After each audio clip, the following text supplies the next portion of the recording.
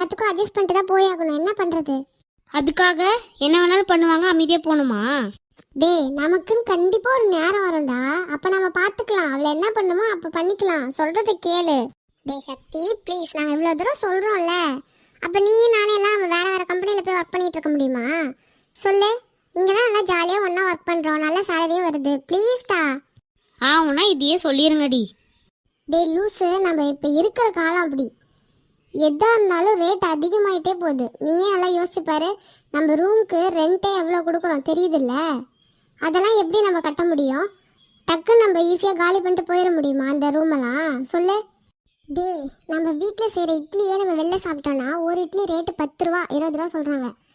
எப்படிடா நம்ம எல்லாத்தையும் பண்ணிட்டு இருக்க முடியும் வேலை இல்லாமல்? சொல்லு பார்க்கலாம். நம்ம என்ன சொந்த ஊர்லையா இருக்கோம்? சொல்லு. இல்லை வீட்டில் இருந்தால் டெய்லி வந்துட்டு போயிட்டு இருக்கோமா? அப்படி வேலை இல்லைன்னா கூட வீட்டில் இருக்க மாதிரி இருந்துக்கலாம். இப்போ நம்மள வீட்டுக்கு போனால்